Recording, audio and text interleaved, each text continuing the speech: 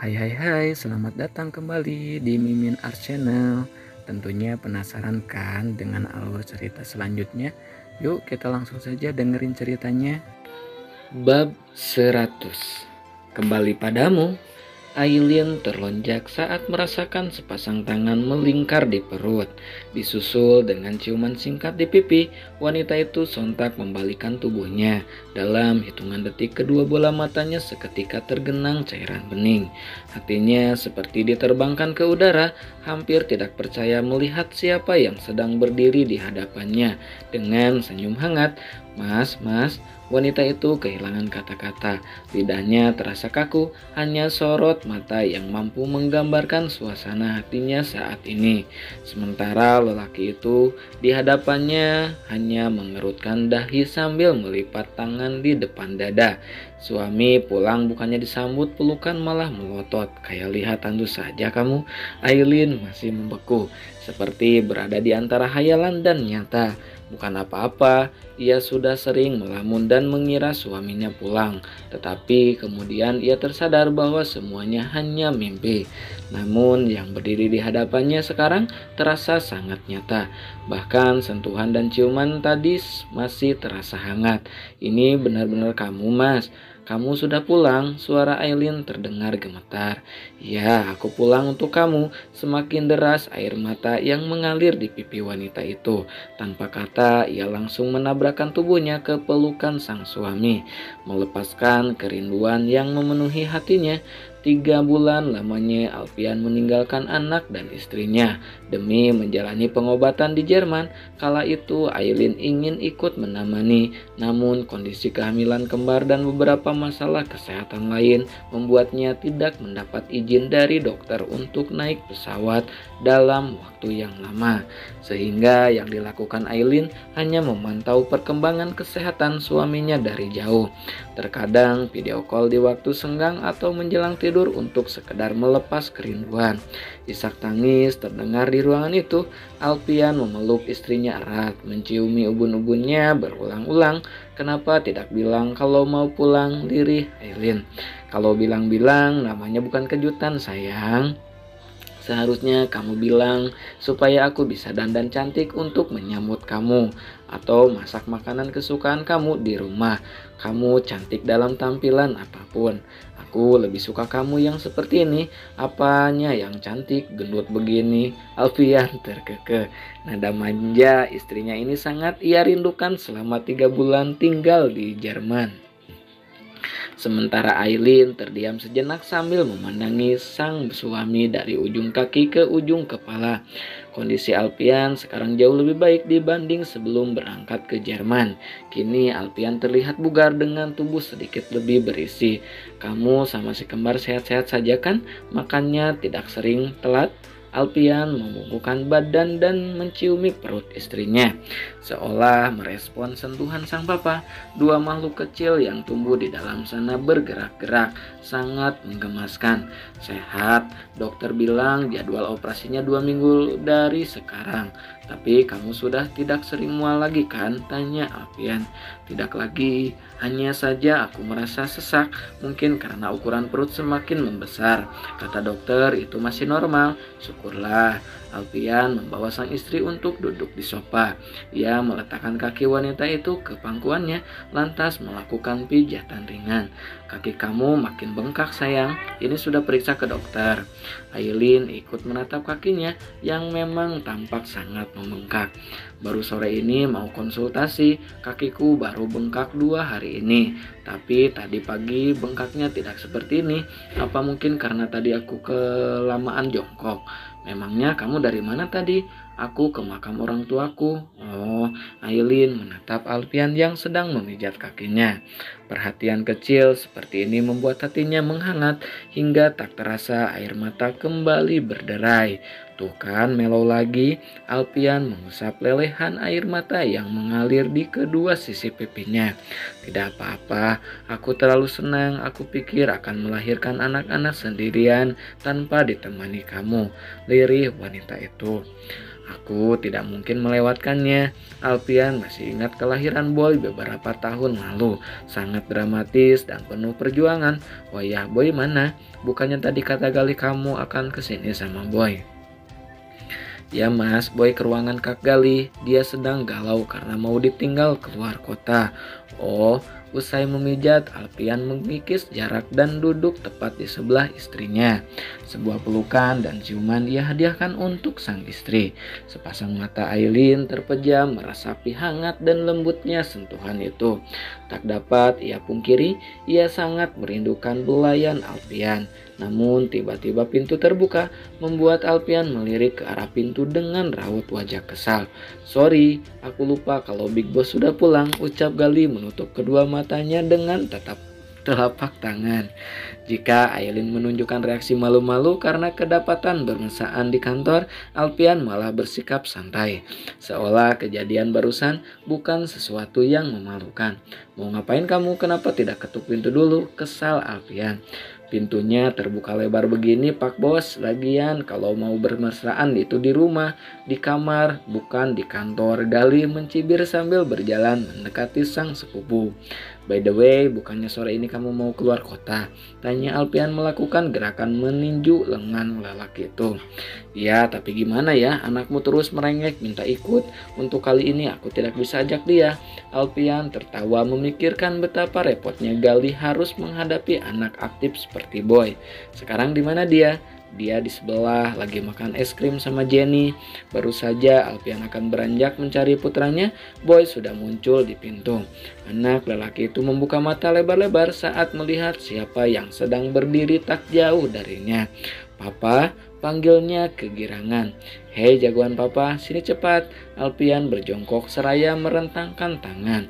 Tanpa sadar, Boy menjatuhkan es krim di tangannya dan berlari ke pelukan sang papa. "Papa, kenapa baru pulang sekarang?" "Boy kangen papa," lirih Boy tanpa melepas pelukan. Tak ada sahutan dari Alpian, ia hanya memeluk putranya seerat-eratnya. "Kan papanya baru selesai berobat sayang," ucap Aileen seraya mengusap pucuk kepala anak lelaki itu. "Papa sudah sembuh?" tanya Boy menatap papanya penuh selidik. "Sudah nak, makanya sekarang papa pulang." "Asik, papa udah sembuh. Papa Boy udah pulang," seru Boy mengangkat kedua tangan ke udara, lalu kembali memeluk dan menciumi pipi papanya. "Boy tidak rewel selama papa pergi kan?" "Enggak, Boy kan anak baik." Alpian mengulas senyum. Awal kepergian ke Jerman, mereka sempat kesulitan memujuk Boy. Anak laki-laki itu sering terbangun di malam hari dan menangis mencari papanya, sehingga Gali mengambil peran papa untuk sementara waktu. Ia akan melakukan apapun yang diinginkan Boy, sehingga beberapa bulan belakangan ini Boy cukup dekat dengan Gali. Gali melirik jam tangannya, waktu sudah menunjukkan pukul 1 siang. "Bagaimana kalau kita makan siang dulu? Jadwal pesawatku tinggal beberapa jam lagi dan aku tidak mau ketinggalan." "Memangnya ada pekerjaan apa di luar kota?" "Ada deh, ini rahasia perusahaan," jawabnya. Lalu melangkahkan kaki meninggalkan ruangan itu. Alpian hanya menatap penuh selidik. Nah, segitu dulu ya bab 100-nya. Dilanjut lagi ke bab 101-nya yang berjudul Salah Kamu Sendiri. Jam istirahat, makan siang dinikmati Alpian bersama Aileen, Gali, dan Boy di sebuah restoran yang berada tak jauh dari kantor. Lama ditinggal sang papa membuat Boy jadi sangat manja. Kini ia sedang makan dengan disuapi Alpian. "Apa kamu sudah tahu Lisa dijatuhi vonis 20 tahun dan dia sudah dipindahkan ke rumah tahanan kemarin?" Gali membuka pembicaraan. "20 tahun itu terlalu ringan untuk orang sejahat sepertinya," sahut Alpian. "Ya, tapi aku rasa 20 tahun itu waktu yang cukup untuk merenungi perbuatannya. Semoga saja begitu." Alpian melirik Aileen. Ia dapat bernapas lega setelah melihat reaksi sang istri tampak biasa saja. Awal mengetahui bahwa Lisa adalah kerabat dekatnya, Aileen sempat merasa sedih dan sering melamun. "By the way, Beberapa hari lagi Audi akan menikah. Dia mengundang kita semua. Undangannya aku simpan di meja kerjamu. Galih mengganti topik pembicaraan setelah mendapat isyarat dari Alfian. Aileen menarik senyum mendengar berita itu. Sejak kejadian penculikan itu, hubungannya dan Audi mulai membaik. Sekarang tinggal urusan Bara. Semoga dia benar-benar sudah berusaha dan berubah dan tidak membuat masalah lagi dengan Mia. Lanjut Galih. Apa pelajarannya selama 5 bulan tidak cukup? Alfian tertawa mengingat betapa bebalnya Bara soal urusan cinta. Kalau dia membuat masalah lagi, kita sembunyikan saja Mia dan Alia, sambar Aileen. Aku rasa dia sudah kapok. Mia pernah membawa Alia pergi dan dia kelimpungan mencari. Galih menyeruput secangkir kopi, lalu membuang napas panjang. Kalau begitu, kita harus siapkan hadiah untuk Mia dan Alia. Kamu mau kasih hadiah apa? Nyonya Alfian Setio Darmawan. Tanya Alfian bermaksud menggoda sang istri. Aileen mencebikkan bibir. Kemudian tampak berpikir sejenak. Bagaimana kalau kasih hadiah rumah saja sekalian sebagai bentuk terima kasih karena Mia pernah menolong Boy. Boleh, kalau begitu kamu pilihkan saja rumah untuk mereka, balas Alfian. Ye, terima kasih mas, kamu memang suami idaman. Sambil bergelayut menjadi lengan suaminya, Mia pasti senang dengan hadiah itu. Aileen kembali menikmati spaghetti kesukaannya. Namun tiba-tiba ia merasakan kram pada perut yang semakin lama semakin menjadi-jadi. Kamu kenapa? Tanya Alfian saat menyadari perubahan wajah istrinya yang tampak pucat dan berkeringat. Perut aku tiba-tiba sakit mas, keluhnya sambil mengusap perut. Kok bisa? Tadi kamu habis makan apa? Alfian mulai panik. Tadi pagi cuman sarapan buah sama roti, jawab Aileen sambil mengingat-ingat kembali. Duh, kenapa semakin lama semakin sakit? Apa sebelumnya kamu pernah kram perut seperti sekarang? Sering, tapi tidak sesakit ini. Yang ini rasanya sama seperti saat mau melahirkan Boy. Alfian berdiri meninggalkan tempat duduknya dan berdiri di samping Aileen.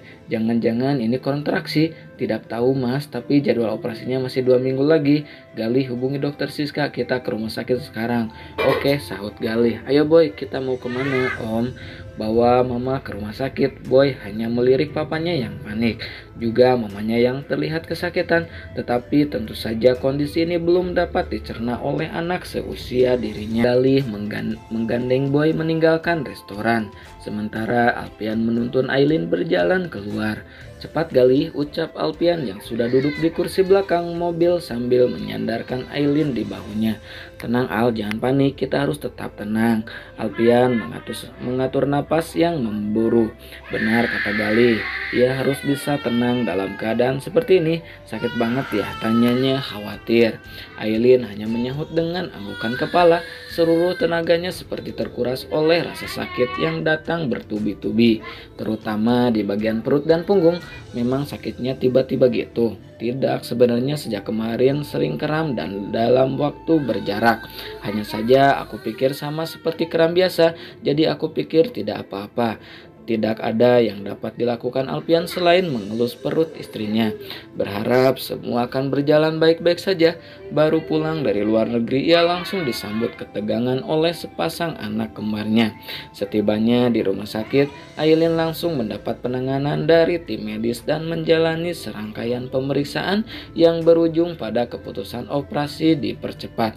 Sebab ia mengalami kontrasi lebih awal dari perkiraan. Duduk dulu Al, jangan panik begini, ucap Mama Penny melihat Alfian sejak tadi berjalan mondar-mandir di depan ruang operasi. Sudah hampir 1 jam Aileen berada di ruangan operasi, namun belum ada tanda-tanda akan selesai. Teringat hari kelahiran Boy beberapa tahun lalu, kala itu Alfian juga panik, namun tidak seperti sekarang. Padahal ini pengalaman kedua loh Al, celetuk Galih yang duduk di samping Mama Penny. Mau kedua atau ke-10 sama aja kan? Balas Alfian. Setidaknya kamu sudah tahu bagaimana rasanya. Tenang sedikit, tim dokter pasti melakukan yang terbaik untuk Aileen dan anak-anakmu. Rasanya Alfian ingin mendobrak pintu ruang operasi. Ia memilih berdiri di depan jendela kaca dan melihat ke dalam. Namun tidak ada apapun yang terlihat di sana. Hanya ada perawat yang melintas secara bergantian. Tenang dulu, yakin saja semuanya akan baik-baik saja. Gali mendekat dan menepuk bahu sepupunya itu. Bagaimana aku bisa tenang dalam keadaan seperti ini? Kamu tidak lihat tadi Aileen kesakitan. Kenapa juga kalau lahiran harus melewati sakit seperti itu? Gali melipat tangan di depan dada sambil mendesahkan napas panjang. Salah kamu sendiri kenapa menghamili? Alfian melotot kesal, ingin memaki, namun sebisa mungkin ia tahan. Beberapa menit kemudian, pintu kaca itu terbuka dan memunculkan seorang dokter wanita. Ia membuka masker yang menutupi mulut dan tersenyum. Bagaimana istri dan anak-anak saya, dok? Wajah Alfian tampak sangat tegang. Selamat, operasinya berjalan lancar. Ibu dan anak-anaknya sehat, ucap sang dokter. Seketika seluruh beban yang menghimpit dada Alfian menghilang. Ia merasa lega tak terkira. Gali memberikan pelukan sebagai ucapan selamat sekaligus merasakan kebahagiaan yang sama dengan sang sepupu. Begitupun Mama Penny. Kebahagiaan bertambah dengan lahirnya sepasang cucu kembarnya. Terima kasih dokter, ucap Alfian penuh syukur. Boleh saya masuk? Boleh, tapi satu orang saja. Tanpa menunggu lagi, Alfian menerobos masuk. Aileen sedang terbaring dengan balutan kain berwarna hijau. Ia mendekat dan mengusap puncak kepala wanita itu, lalu membenamkan ciuman di kening. Aileen belum tersadar dari pengaruh obat bius. Istri saya baik-baik saja kan? Dokter, tanyanya kepada seorang dokter wanita yang sedang merapihkan alat medis. Kondisinya stabil, sebentar lagi akan dipindahkan ke ruang perawatan. Bayinya juga sehat dan berat badannya cukup. Alfian bernapas lega lalu menciumi kening sekali lagi. Terima kasih dokter, suara tangisan bayi berhasil mengalihkan perhatian Alfian. Di sudut ruangan ada 2 box bayi berjejer. Ia melangkah mendekat, matanya seketika berbalut cairan bening saat melihat 2 bayi yang memiliki wajah serupa.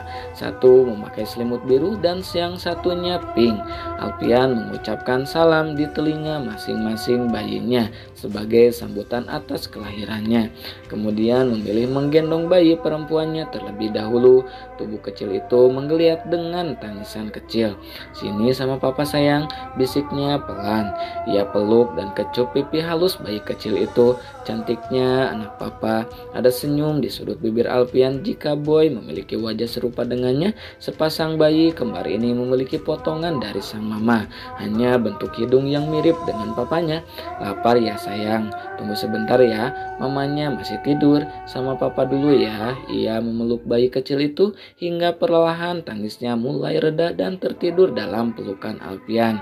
Lantunan azan pun berkumandang di ruangan itu. Aileen sudah berada di ruangan perawatan Nipas. Usai menjalani operasi, ia tertidur selama beberapa jam. Ada Mama Penny dan Oma Titian yang turut menemani. Semua orang terlihat bahagia dengan kelahiran si kembar, terutama Oma Titian. Ia merasa kebahagiaannya semakin lengkap. Di sudut kamar Alfian sedang menggendong Boy yang sedang tadi merengek ingin melihat adik kembarnya. Papa, Boy mau gendong dede bayi, rengek Boy pada papanya. Belum boleh nak, dede bayinya masih lemah. Nanti kalau dedek bayinya lebih besar baru boleh. Kenapa dedek bayinya kecil?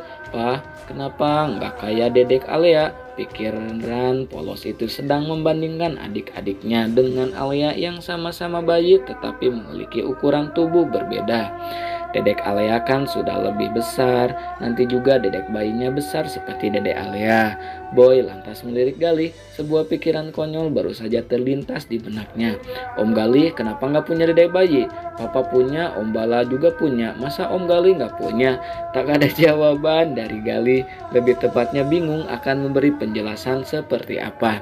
Persoalan memiliki bayi sudah pasti akan sulit dimengerti oleh anak seusia Boy. Om Gali itu jomblo sejati, nak, makanya belum punya dedek bayi, balas Alpian. Ia tertawa kecil setelahnya.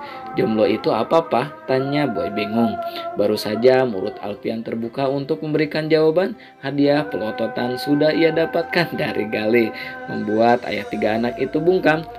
Om Gali lagi galau, Alpian berbisik di telinga putranya.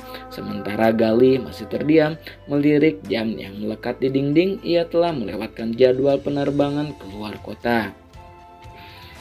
Konon katanya waktu adalah penyembuh paling mujarab untuk setiap luka. Waktu juga dapat memberi jawaban untuk setiap penantian dan kesabaran.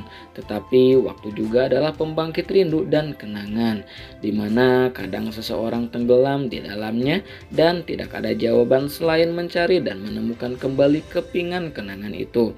Merajut kembali apa yang pernah terpisah oleh waktu, Gali terpaku memandangi seorang wanita yang sedang berada di sebuah taman, bermain dan tertawa bersama anak-anak. Ia terlihat ceria dan berwarna, bukan lagi sosok gelap yang tenggelam dalam dosa masa lalu.